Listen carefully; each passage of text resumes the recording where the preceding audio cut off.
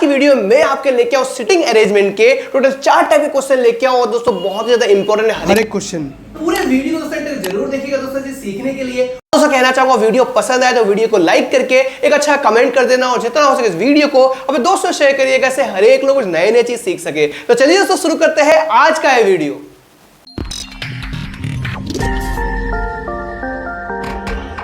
चलिए दोस्तों आपके लिए पहला क्वेश्चन लेके आओ। देखिए दोस्तों ऐसे क्वेश्चन एग्जाम में आ जाए सॉल्व कैसे करोगे। जब भी दोस्तों सिटिंग अरेंजमेंट क्वेश्चन आ जाए तो सबसे पहले करना क्या होता है, क्वेश्चन को अच्छे से पढ़ लेना होता है, तभी आपको समझ में आएगा क्वेश्चन में क्या दिया है। तो देखोगे यहां पर लिखा है कि 6 friend A B C D E and F are sitting in a row facing east. East की तरफ मुंह करके ये 6 लोग बैठे हुए हैं। तो ईस्ट किस तरफ है? ईस्ट इस तरफ है। मैंने इस तरह ड्रॉ कर लेता हूं, एक लाइन ड्रॉ कर लेता हूं मैं इस तरह से। अब 6 लोग बैठे हुए हैं, वो कैसे पता चलेगा हमें? तो देखिए इस तरह बना लूंगा मैं, 1 2 3 4 5 6 मैंने ये बना लिया। अब दोस्तों क्या करना है, आपको एक चीज ध्यान रखना है, लेफ्ट और राइट ये भी मार्क कर लेना है। तो देखिए ईस्ट की तरफ मुंह किया हुआ है तो ये मेरा लेफ्ट होगा। तो यहां पर देखिए मैं L लिख देता हूं मैं, और इस तरफ मैं लिख देता हूं मैं राइट लिख देता हूं, इससे मुझे पता चल पाए कि किस तरफ लेफ्ट है और किस तरफ राइट है और कोई डाउट ना हो। राइट, आगे बढ़ते हैं। तो यहां पर लिखा है C is between A and E, B is just to the right of E but left of D।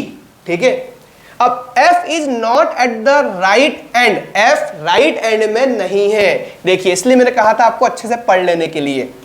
चलो अब F अगर राइट एंड में नहीं है तो राइट एंड इस तरफ है तो कहां पर होगा? यहां पर हो सकता है। ठीक है, ये लिख दिया मैंने। अब क्वेश्चन फिर से स्टार्ट करेंगे। तो लिखा है देखिए कि C is between A and E, C जो है A और E के बीच में है। तो यहां पर मैं C बना देता हूं मैं, और A और E के बीच में है, ये मैंने लिख दिया मैंने। चलिए कौन सा लाइन कंप्लीट हो गया? ये लाइन हमारा कंप्लीट हो गया, मैंने काट दिया इसको। अब B is just to the right of E, B जो है E के राइट में है लेकिन D के लेफ्ट में है। ये क्वेश्चन थोड़ा ट्विस्ट कर दिया। राइट, तो देखिए सबसे पहले यहां तक रीड करते हैं हम लोग कि B is just to the right of E, E के राइट तरफ, राइट इस तरफ है तो E के राइट में क्या आएगा? B आएगा, और but left to the D, D के लेफ्ट में B होगा। तो यहां पर D लिखूंगा मैं, तो लेफ्ट देखिए यहां पर B आ गया। पूरा यहां पर सिटिंग अरेंजमेंट तैयार हो गया है। अब लास्ट में पूछा क्या है कि who is between B and C, B और C के बीच में कौन है? तो B यहां पर है, B यहां पर है और C यहां पर है। तो B और C के बीच में कौन है? B और C के बीच में E है। तो ऑप्शन देख सकते हो, ऑप्शन C आपका राइट आंसर हो गया। तो उम्मीद करता हूं दोस्तों ये क्वेश्चन आपने अच्छे से समझ लिया। अब दोस्तों आपके लिए और एक क्वेश्चन। दोस्तों इस क्वेश्चन को सॉल्व कैसे करोगे? दोस्तों ये क्वेश्चन सेकंड क्वेश्चन है। यहां पर क्या दिया है कि 6 people P Q R S T and U are sitting in a straight line facing north, मतलब नॉर्थ की तरफ मुंह करके ये बैठे हुए 6 जन। ठीक है, तो यहां पर एक लाइन ड्रॉ कर लेता हूं इस तरह से मैं, और यहां पर नॉर्थ लिख देता हूं। ये पहला स्टेप मेरा क्लियर हो गया। सेकेंड स्टेप क्या है? कहां पर राइट होगा कहां पर लेफ्ट होगा ये हमें सोचना है। तो देखिए नॉर्थ की तरफ मुंह करके बैठे हुए, मतलब ये मेरा क्या हो जाएगा? ये मेरा राइट होगा, ये मेरा क्या हो जाएगा? लेफ्ट होगा। राइट और लेफ्ट का मैंने यहां पर मेंशन कर दिया। ठीक है, अब आगे पढ़ते हैं।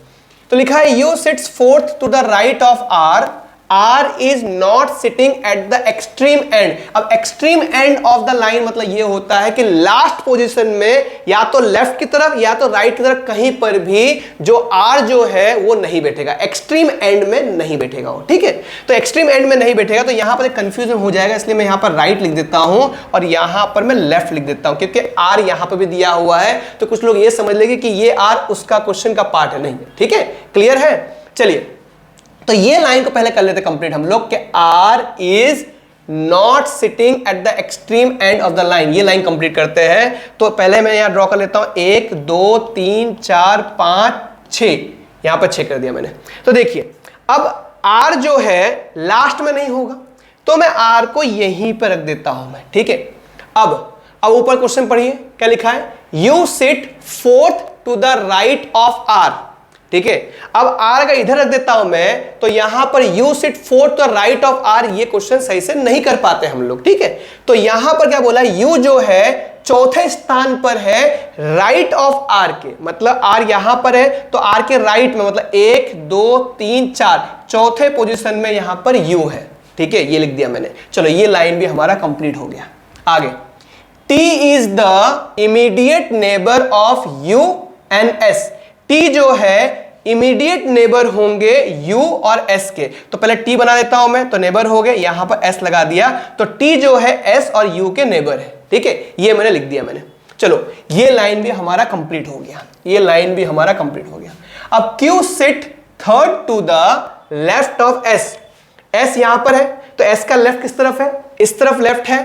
थर्ड टू द S, तो S के थर्ड में Q बैठेगा यहां पर, 1 2 3, तो यहां पर S का लेफ्ट पोजीशन भी आ गया और थर्ड पोजीशन यहां पे लिख दिया। अब बचा कौन देखिए, तो देखिए यहां पर P Q R S T U में से यहां पर P बचा, तो P यहां पर लिख देंगे। ठीक है, अब क्वेश्चन ने पूछा क्या है, who is sitting immediately to the right of R। R कहां पर है?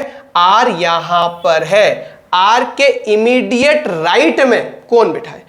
इमीडिएट राइट में यहां पर देखोगे तो P बैठा है। ठीक है, तो यहां पर ऑप्शन डी आपका राइट आंसर हो गया। तो उम्मीद करता हूं दोस्तों ये क्वेश्चन भी आपको समझ में आ गया है। अब दोस्तों आपके लिए और एक क्वेश्चन ये रहा नेक्स्ट। तो और एक क्वेश्चन लेके आपके सामने देखिए, यहां पर क्या दिया है कि 6 friend are sitting in a circle. दोस्तों ये सर्कल का क्वेश्चन आ गया। ठीक है, तो यहां पर मैं सर्कल ड्रॉ कर लेता हूं इस तरह से मैं।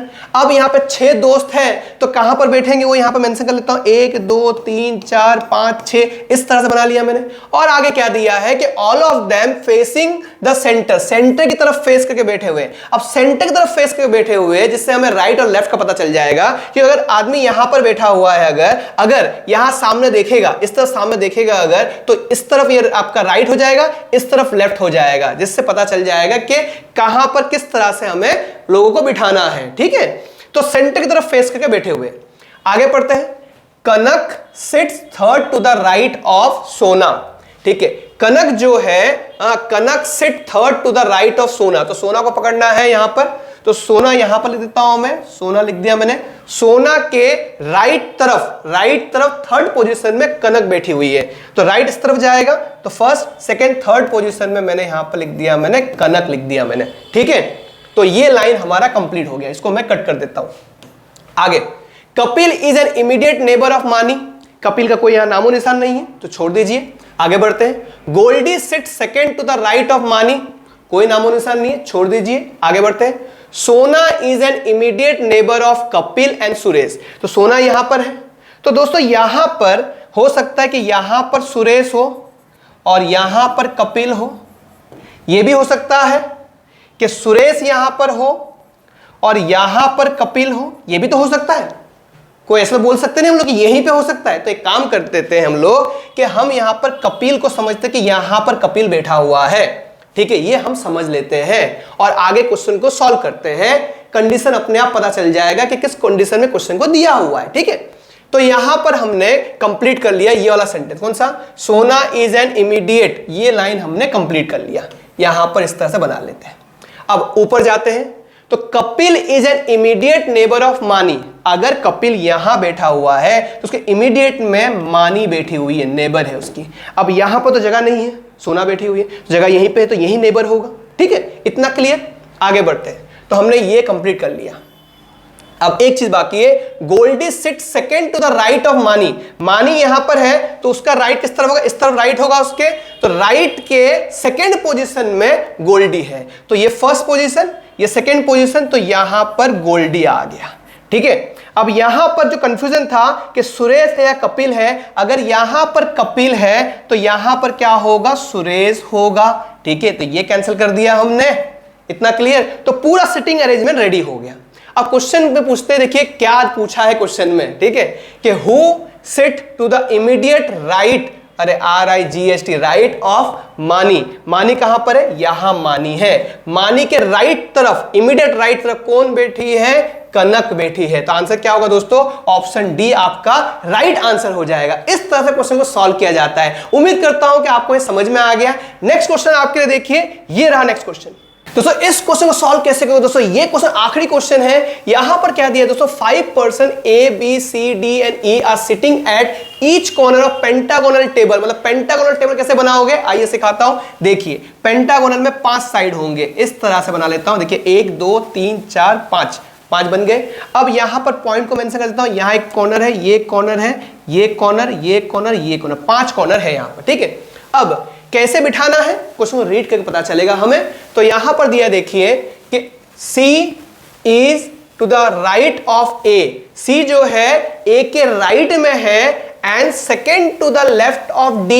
अच्छा, क्वेश्चन को घुमा दिया यहां पर। तो C जो है वो A के राइट में है, तो A के राइट किस तरफ होगा, देखिए A अगर यहां पर होगा तो A के राइट में यहां पर C होगा, ठीक है, और D के लेफ्ट तरफ सेकेंड पोजीशन में, तो D अगर यहां पर होगा तो D के लेफ्ट इस तरफ होगा और फर्स्ट और सेकेंड पोजीशन C हो गया। मतलब यहां तक हमने खत्म कर लिया, यहां तक देखिए हमने पूरा क्वेश्चन को अच्छे से यहां पे मेंशन कर दिया हमने। अब आगे देखते हैं, E is not between A and D। E जो है A और D के बीच में नहीं होगा, तो E किसके बीच में होगा, E यहां पर हो सकता है, क्योंकि यहां नहीं हो तो यहीं तो होगा, ठीक है। तो ये भी हमने कंप्लीट कर लिया। अब who sits third to the left of E, तो देखिए यहां पर बच गया, यहां पर बच गया, तो यहां पर B लिख दिया, क्योंकि A B C D E 5 लोग थे। अब बोला है who sit third to the left of E। अब E यहां पर है, E यहां पर है, तो E का देखिए राइट इस तरफ है, लेफ्ट इस तरफ होगा, तो लेफ्ट इस तरफ होगा तो थर्ड पोजीशन में, लेफ्ट के थर्ड पोजीशन में 1 2 3 तीसरा पोजीशन बी का है।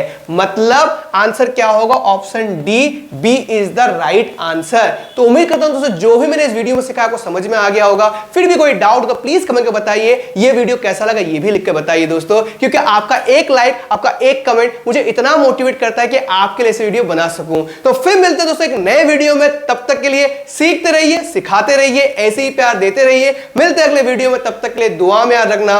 अल्लाह हाफिज।